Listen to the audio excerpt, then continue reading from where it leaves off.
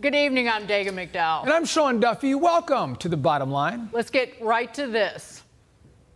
Once this debate happens this week, it's off to the races. It's going to be an exciting debate. I feel like I've been preparing for this first Republican presidential debate my whole life. I don't think it's any secret that I'm going to be probably the guy that people are going to come after. Bring it on. Many people in this country didn't even know who I was 6 months ago. So this is a good opportunity for me to introduce myself to the country. I'm incredibly relaxed. I've been there before. So, hell, if I'm nervous, they should all be petrified.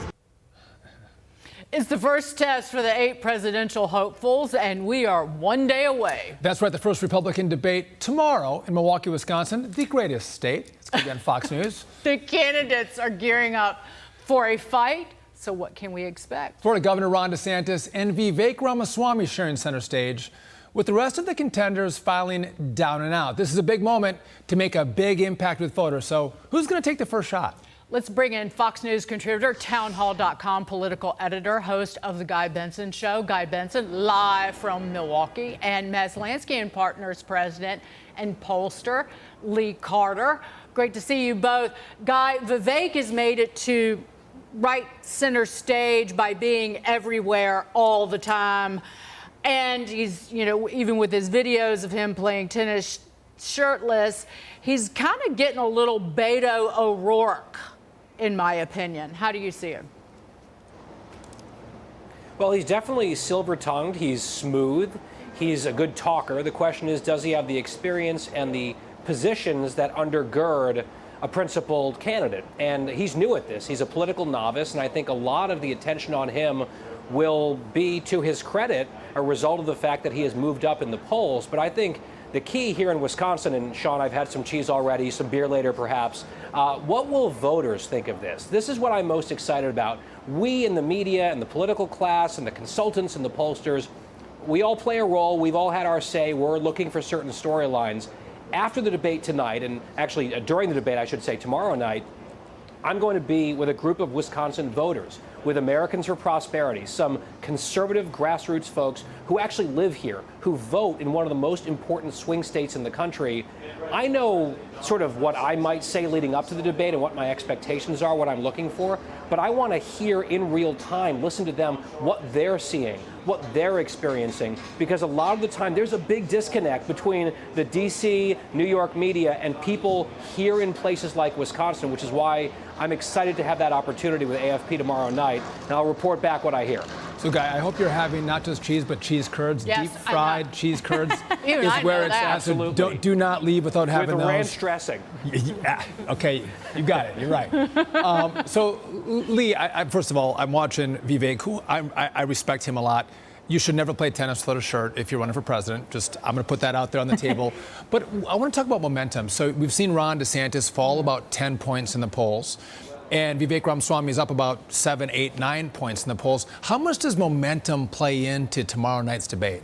I think momentum is a huge thing, because right now a lot of people are taking a look at Vivek and saying, I'm intrigued by what he's saying. He is everywhere, as you say. The question is he going to be more like Beto or more like Bobby Kennedy of the past, where it's somebody who's really getting to know somebody through the campaign? And is it going to be popular, or is it going to be a turnoff? And that's one of the things that we're going to see tomorrow night. I think a lot of people are looking for, one of the pieces of language I've seen come over and over and over again in the media is, who is the Trump alternative? Which is also not good for everybody else.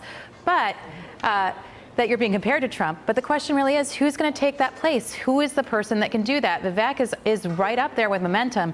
DeSantis used to be that person. Now he's come way down, and I think it's largely because he's followed all of the wrong issues. He's had a really, really bad strategy, a really, really bad message, and he's off on the wrong foot.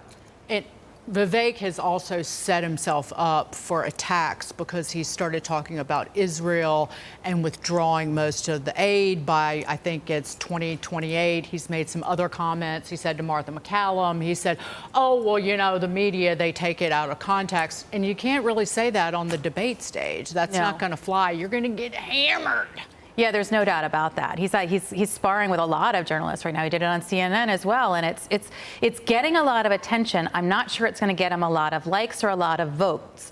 He's getting a huge name recognition. A lot of people are taking a look and listening to him, and I'm not sure that that's going to get him the moves that he wants. I think his policy ideas on some issues are really, really popular, but I think he might overstep it. And the one thing he's done well is he's played Trump and Trump voters very well. He's been very supportive of the president, all the while running against the president better than anybody else. But I want to get to this because what are the big issues on the candidates' minds? Well, as the saying goes, it's the economy, stupid. According to a recent Fox News poll, 80% of Americans have an only fair or poor view of the economy. So that's been consistent for the last few months, and more indicators that we have a bleak picture in the future. Macy's said that their customers are late on credit card payments. Dick's Sporting Goods says theft is rampant. It's the slowest July for existing home sales in more than a decade, and folks are still worried about their student loan payments. So, Guy, to you, this almost goes to Joe Biden and the candidates tomorrow. Joe Biden is running on the economy. People don't like it, but what kind of economic message do you think carries the day in tomorrow's debate? Right, because they keep saying at the White House and in Democrat world, Bidenomics is working. And then you look at all the polling, and the American people beg to differ pretty strongly on that point. And you just mentioned issues. How refreshing will it be tomorrow night to actually hear a discussion, hopefully in depth, at length, about actual issues? So much of our commentary in the last several months has been just consumed by Donald Trump and some of his legal issues. Whatever you think of that, maybe there's an opportunity tomorrow for voters who might be undecided, still open to other people, to actually hear about policy visions from the candidates who actually show up and are on stage. I talked to Martha McCallum, who will be moderating the debate along with Brett Baer tomorrow. She was on my radio show today, and she really signaled they want to dig in on some of these issues because there's been a dearth of that conversation. So I think it's important to note, guys, when you look at national polling, Republicans tend to enjoy, a pretty sizable advantage on the economy over Democrats. And I think the folks on stage tomorrow have an opportunity to remind voters, not just on the right but in the middle, of why Republicans have better policies and better messages on the most important issue to voters in virtually every single election.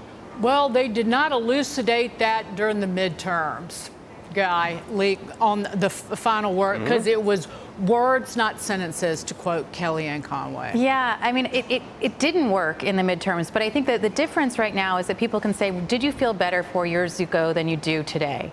And if the answer is yes, a lot of people are going to say then Donald Trump is the answer.